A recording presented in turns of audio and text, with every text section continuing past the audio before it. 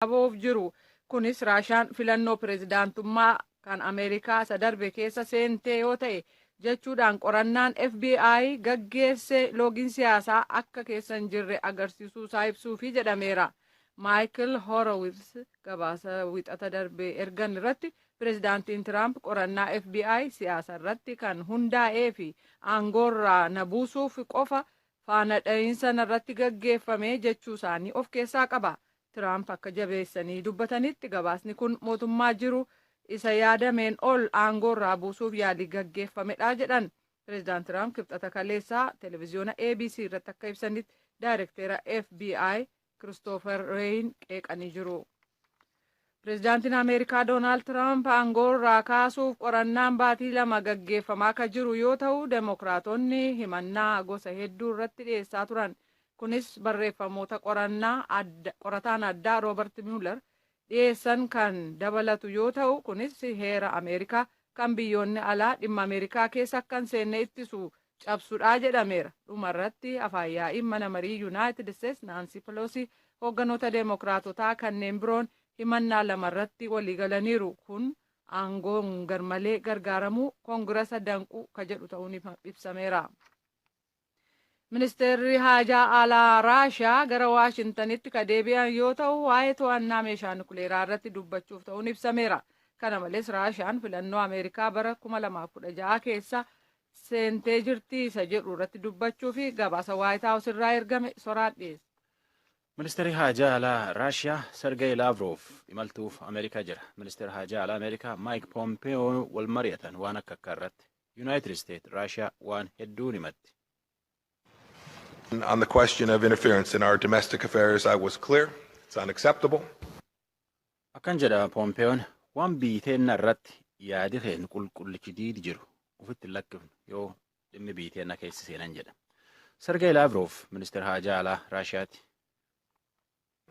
Относительно нашего мнимого вмешательства в внутренние процессы. Akkana jedha afaan biyyisaatiin wanni Raashiyaatti waan siyaasaa Ameerikaa keessi seenee jedhanii odeessan kun cuftinuu dhara dubbii dhugarraa fagoo jirtuu jedha.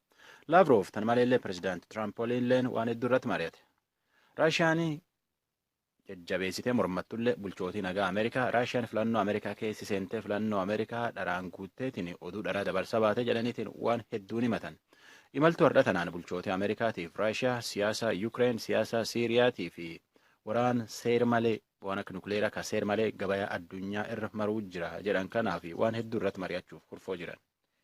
Lakkoofsi gaazexeessota addunyaa irratti hidhamanii guddaa ta'uu koreen mirga gaazexeessotaaf falmu CPJ'n qorannaa waggaa baasee hubachiisee jira. Chaayinaa, Turkii, Saawud Arabiyaa fi Masriin addunyaa irratti biyyoota gaazexeessota hedduu hidhuun beekaman ta'uu isaanii ibse.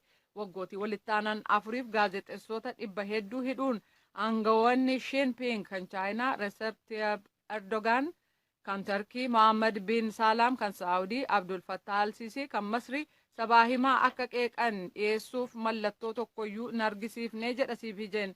Lakkoofsi gaazexeessota addunyaa irratti hidhaa keessa jiranii 253 turerraa barana jechuun 2019 keessa gara 245tti xiqqoo gabbu'e. Gaazexeessonni hidhaa keessa jiru kan jedhu ofii uumanii fi soba ta'ee gabaasamuunsaas himatameera. Gaazexeessota biyyoota Afrikaa uffee Saharaa gadii keessatti hidhaman 38 keessaa irra hedduun waggaa 20 caalaa kan hidhaman Eertiraa keessatti argamu oduun keenya kanuma. Bulchiinsi magaalaa Finfinnee muummee ministeeraa Itoophiyaa badhaasa Noobeelii nagaa addunyaa badhaafaman Dr. Abiyyi Ahimad simachuudhaaf qophii xumuruusaa ibseera. Bulchiinsi magaalichaa har'a miidiyaaleedhaaf ibsa kenneen boru ganama sa'a 12 irraa jalqabee hanga sa'aatii 4tti sirni simannaa Dr. Abiyyi ni gaggeeffama jedheera. Dubbi himtuun bulchiinsa magaalaa Finfinnee Feban Tashoomee miidiyaaleetti akka himanitti badhaasni Noobeelii nagaa muummee ministeeraa Itoophiyaa Dr. Abiyyi Ahimad badhaafaman ኢትዮጵያዳፍ እኮ ጉዳይ ቀባ ጀረን ጠቅላይ ሚኒስትር ዶክተር አብይ አህመድ ይህንን ክብር በማግኘታቸው በቅድሚያ በከተማ አስተዳደሩ badhaasa Noobeelii nagaa argachuu Dr. Abiyyiin akka bulchiinsa magaalaa Finfinneetti gammachuu guddaatu nutti dhaga'ame. Badhaasa kana argachuun isaanii biyya keenya Itoophiyaadhaaf gammachuudha. Addunyaan waa'ee Itoophiyaa waan gaarii akka yaaddu taasisa. Akka sirnaan beekamtuufis carraa uuma. Muummeen ministeeraa Itoophiyaa nama tokko qofaa miti. Badhaasni kun immoo kan uummata Itoophiyaa nagaa jaallatu hundaati jennee yaadna. Badhaasa akka biyyaatti argannedhas jennee yaadna. የከተማችንን የቱሪዝም ፍሰት ለመጨመር የኢንቨስትመንት አማራጮችን Kanaafis akka magaalaa Finfinneetti carraa investimentii fi tuurizimii kan nuuf uumedhas jennee abdanna. Badhaasni Noobeelii nagaa kun Itoophiyaa addunyaatti beeksisuun gumaacha guddaa qabaa kan jedhan dubbii himtuun kun. ሽልማቱ ለእኛ ትልቅ ትርጉም ያለው ከመሆኑ ጋር ተያይዞ በነገው ዕለት ጠቅላይ ሚኒስትር ዶክተር አብይ አህመድ Kanaafis guyyaa boruu muummee ministeeraa Itoophiyaa Dr. Abiy Ahmed Noorweey gara buufata xiyyaaraa idila addunyaa boolee yeroo gahan simannaa kabajaaf gootaaf taasisamu gochuudhaaf bulchiinsi magaalaa keenyaa qophii taasiseera. Kanaafis simannaa gootaa bor magaalaa Finfinneetti ni taasisamaaf Dr. Abiyyiif jedhan. Jiraattonni magaalaa Finfinneef naannawaa Finfinnee sirna simannaa kanarratti qooda fudhachuudhaaf qophiin xumuramuun isaas beekameera jedhan dubbii himtuun bulchiinsa magaalaa Finfinnee Feevanta Shoomeen. የተለያዩ ታዋቂ ግለሰቦች፣ የመንግስት ከፍተኛ የስራ ኃላፊዎች፣ ባለሀብቶች፣ ዲፕሎማቲክ ኮሚኒቲው ጭምር namoonni bebbeekamoon qondaaltonni mootummaa, abbootiin qabeenyaa, dippiloomaatonni, jiraattonni magaalattii fi naannawaa ishee simannaa taasisuuf qophiin godhameera. በተለይ የከተማችን ወጣቶች በአዲስ አበባና በዙሪያዋ የሚገኙ ነዋሪዎችም ጭምር በራሳቸው ተነሳሽነት Keessaayyuu dargaggoonni magaalaa keenyaa fi naannawaa Finfinnee jiran kaka'umsa ofii isaaniitiin muummee ministeeraa Itoophiyaa Dr. Abiy simachuudhaaf akkasumas gammachuu isaanii ibsachuudhaaf qophii taasisaa akka jiran odeeffannoon nu qaqqabeera.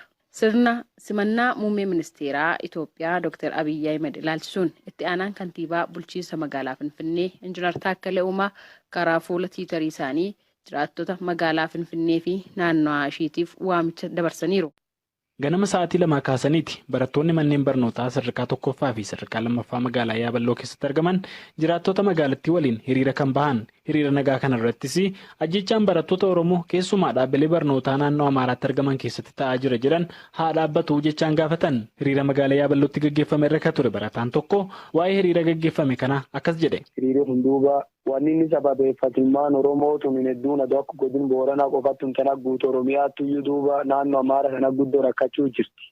Ijoolleen fuula hedduun marfamtee lubbuun isaanii guyyaa guyyaadhaan fakkeenyaa fi garnama 5 lubbuun isaanii dabartee jirti. Arsiirraa jootee jirti. Wallaggaas fuula hedduun lubbuun ilmaan Oromoo gisee yuunivarsiitii dhaabbilee barnoota olaanoo irraa jootee reeffi galuu jira.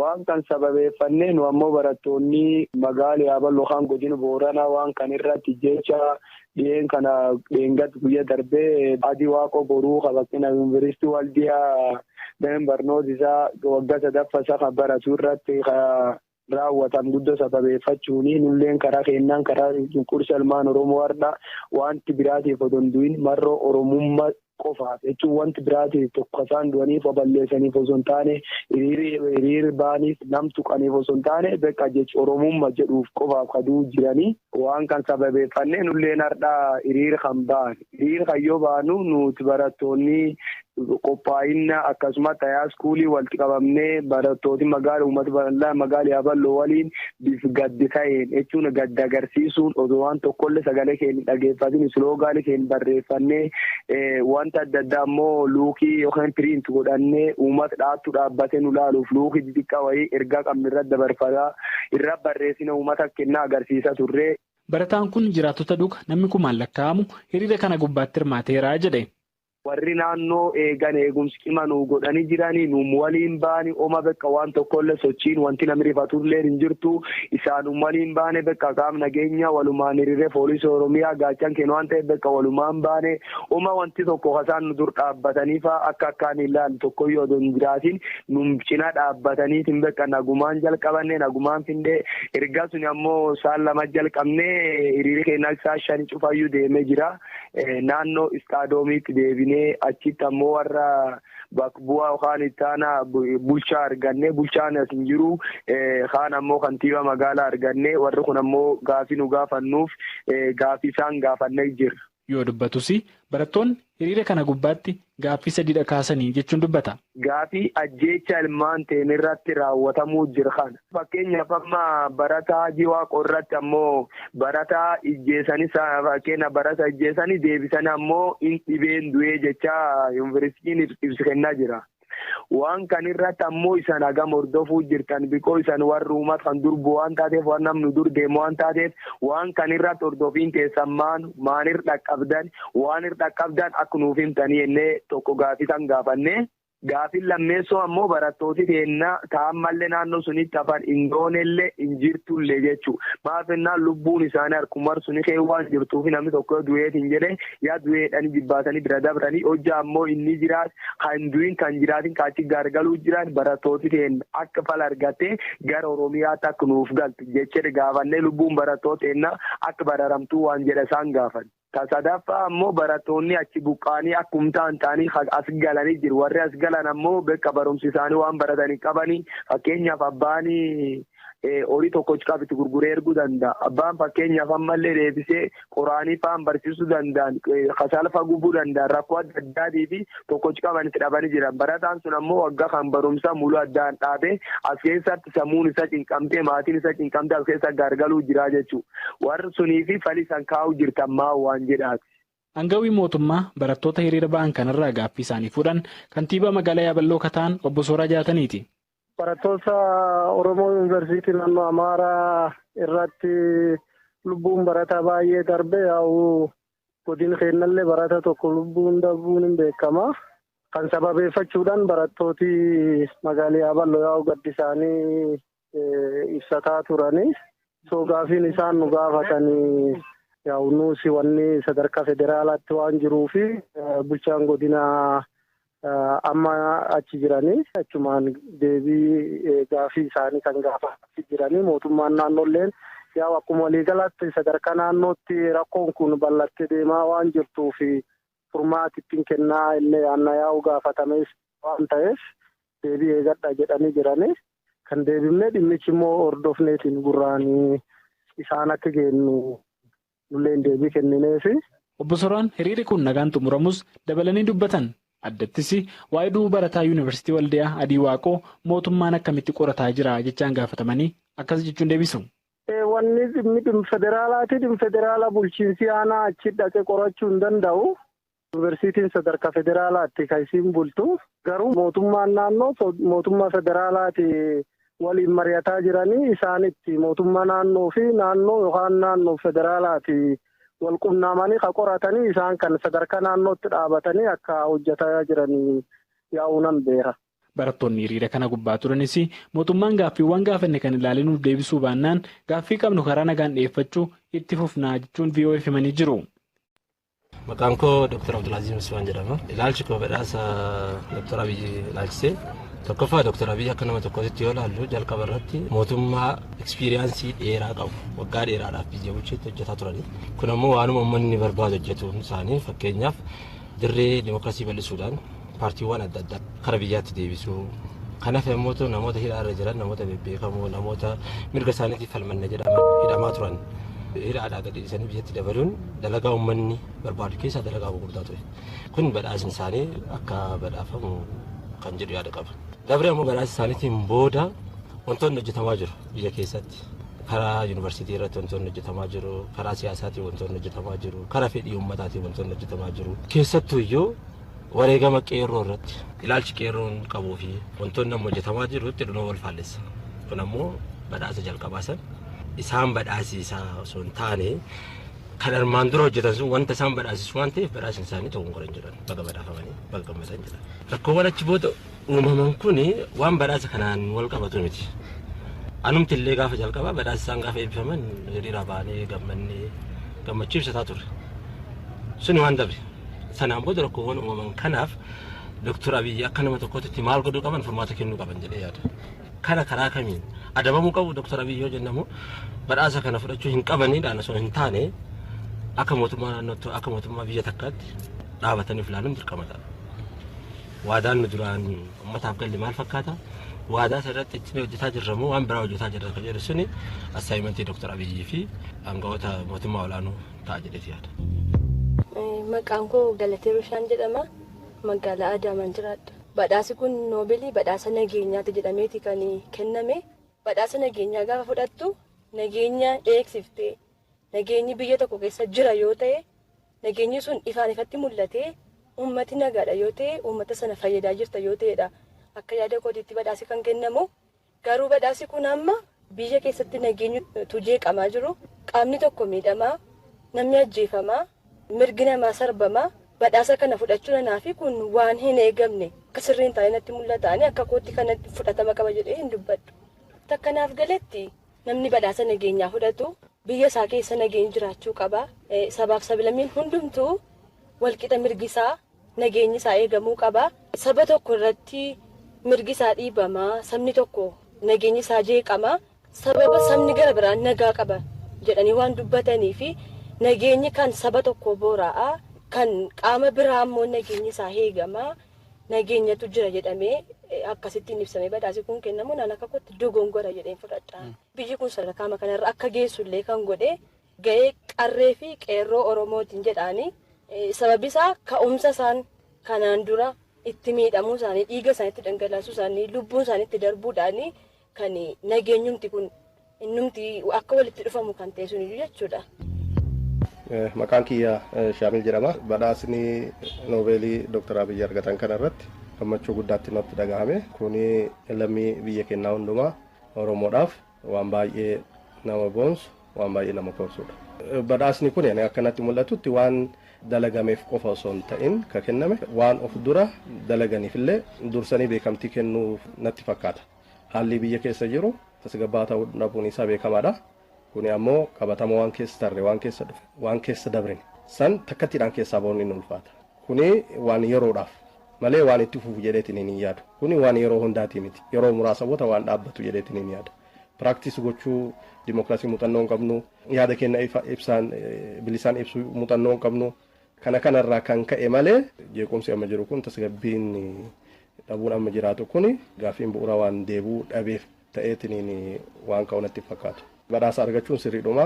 Uummanni biyya keenyaa hundinuu gammaduu qaba, itti kooruu qaba, waan kana kunuunfatuu qaba. Yeroo duraatiif badhaasa lammiin biyya keenyaa ka argateedha.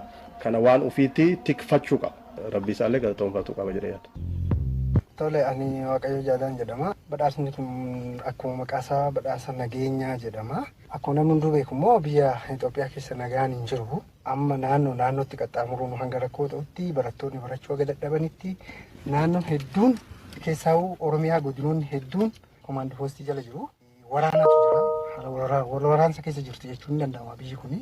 Haala kana keessatti mootummaa biyya kanaatiif badhaasni nageenyaa yeroo kennamu xiqqoo wanni kun dhuguma. Waan akka maqaasaa sana badhaasa nageenyaaf kenname jechuudhaaf na dhibaa. Kanaafuu kennamuu qabaa jedheetu nama. Araarri godhame fakkeenyaaf kan Eertiraa jira.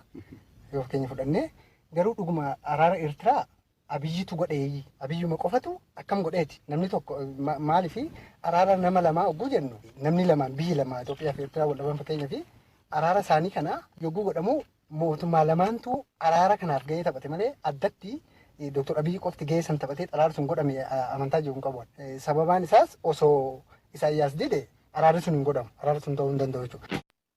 Galatooma Taaddasa Qana'aan jedhama. Pirezidaantii Yuunivarsiitii Ambooti. Egaa badhaasa Noobeelii gama nageenyaa kanaan muummichi ministeeraa keenya argachuu isaanii akkuma jiraataa biyya Itoophiyaa tokkotti akkasuma nama Afrikaatti baay'ee gammachuun natti dhaga'ama. Maaliif badhaasni kun badhaasa iddoo guddaa qabudha addunyaa irratti.